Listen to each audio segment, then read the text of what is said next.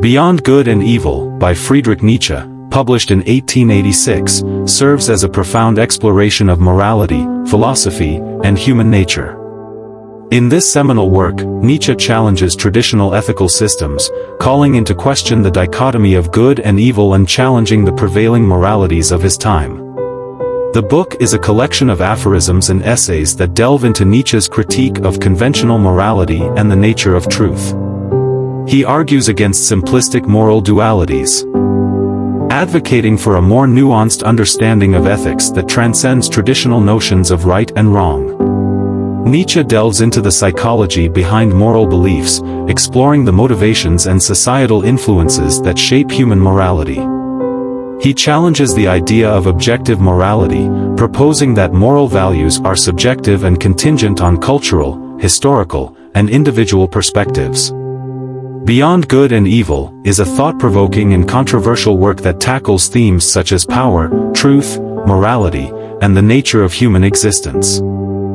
It remains influential in philosophy, inviting readers to critically examine established moral frameworks and encouraging a deeper exploration of the complexities inherent in ethical systems. Nietzsche's perspective on truth is complex and multifaceted. He was critical of traditional notions of truth and reality.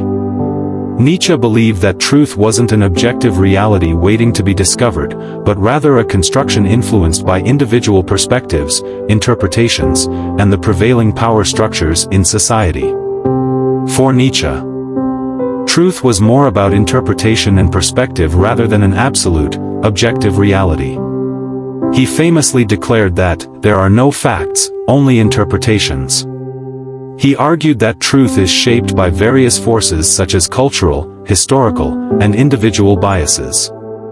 Nietzsche was skeptical of the idea of an ultimate, universally valid truth, seeing it as a product of human interpretation and subjectivity. He believed that truths were contingent upon the context in which they were formulated and that they often served the interests of those in power, influencing societal norms and values. In his critique of traditional morality and religion, Nietzsche suggested that truths were often used as tools to exert control and manipulate individuals. He advocated for a critical examination of established truths and encouraged individuals to question and reinterpret commonly accepted beliefs to liberate themselves from societal constraints. Overall, Nietzsche's concept of truth challenges the idea of a singular, objective reality, emphasizing the subjective nature of truth, its dependence on interpretation, and its role in shaping human perspectives and values. Nietzsche's critique on philosophers not pursuing truth but defending their prejudices stems from his belief that philosophical inquiry wasn't solely driven by an objective search for truth but was often influenced by personal biases, cultural contexts, and individual perspectives.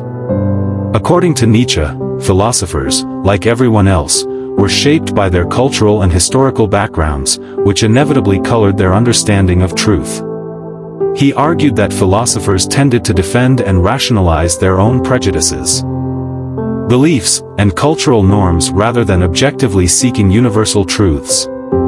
Nietzsche criticized the notion of objective truth, claiming that philosophical pursuits were often motivated by personal biases and the desire to validate preconceived ideas.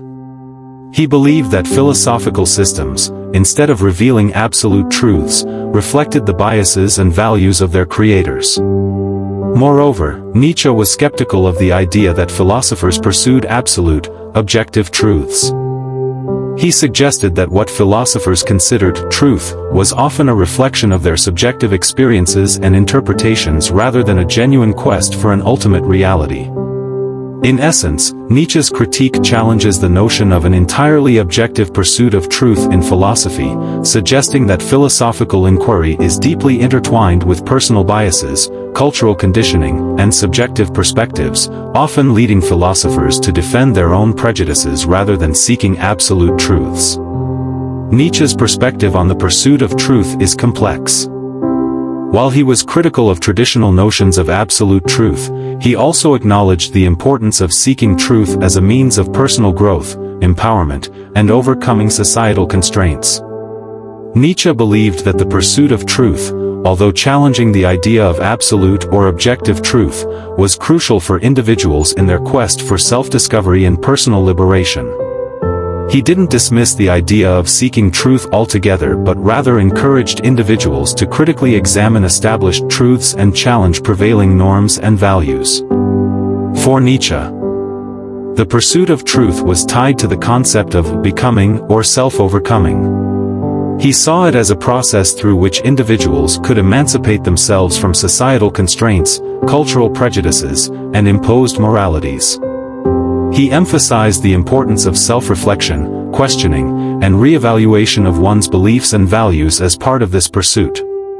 Additionally, Nietzsche believed that the pursuit of truth could lead individuals to embrace their uniqueness and individuality, enabling them to create their own values rather than adhering blindly to societal norms. While Nietzsche questioned the existence of an absolute truth, he recognized the value of seeking truth as a means for personal growth, self-discovery, and the liberation of individuals from societal limitations. He saw the pursuit of truth as a tool for empowering individuals to challenge conventional wisdom and create their own paths towards self-realization. Nietzsche's labeling of the finder of truth as wicked is rooted in his critique of traditional moralities and societal norms.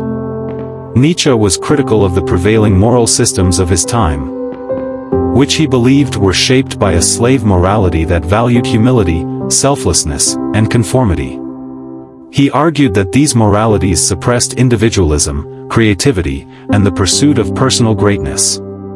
In Nietzsche's philosophy, the finder of truth is often depicted as someone who claims to have found or discovered absolute truth, imposing it on others as a universal moral standard. Nietzsche was critical of such claims, believing that the assertion of possessing absolute truth was a form of arrogance and a means of exerting power over others. Nietzsche's criticism of the finder of truth as wicked stems from his belief that this individual imposes their truth onto others, enforcing their perspectives as absolute and disregarding alternative interpretations or perspectives. This imposition of one's truth upon others is seen as a form of tyranny, hindering the autonomy and individual self-expression of others. Essentially, Nietzsche's labeling of the finder of truth as wicked is a critique of those who claim to possess absolute truth, using it to dominate and suppress diverse perspectives and interpretations, thereby undermining individual autonomy and creativity. He encourages a more nuanced understanding of truth that acknowledges subjectivity, multiple interpretations, and individual perspectives.